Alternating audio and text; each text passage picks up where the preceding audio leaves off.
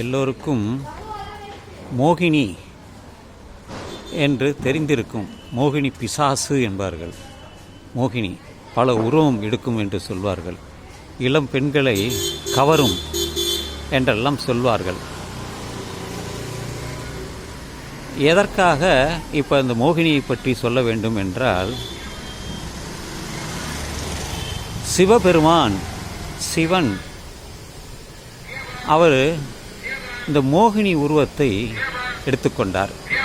தன்னுடைய உருவத்தை மோகினியாக எடுத்துக்கொண்டார்.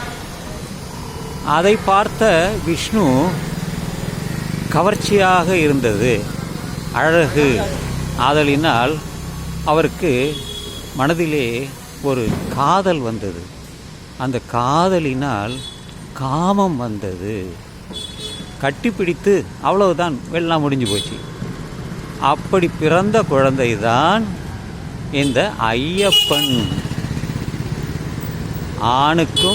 ஆணுக்கும் உருவம் மாறி பிறந்த குழந்தை இந்த ஐயப்பன் என்று நான் சொல்லவில்லையப்பா. அப்படித்தான் எல்லோரும் சொல்கிறார்கள். எல்லாம் புராணத்தில் வரக்கூடிய ஒரு கதை. ரம்பா, மேனகா, ஊர்வசி, திலோத்தமா, இப்படியெல்லாம் பல அழகிகள்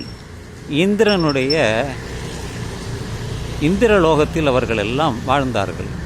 இதெல்லாம் கதைதான். அவர்கள் ஆடுவார்கள், பாடுவார்கள், கட்டிப்பிடிப்பார்கள், எல்லாம் செய்வார்கள். இந்திரன் அவனுக்கு ஒரு சாபமும் உண்டு. அதை நான் சொல்லவில்லை, நீங்களே கேட்டு தெரிந்து கொள்ளுங்கள். அவ்வளவே.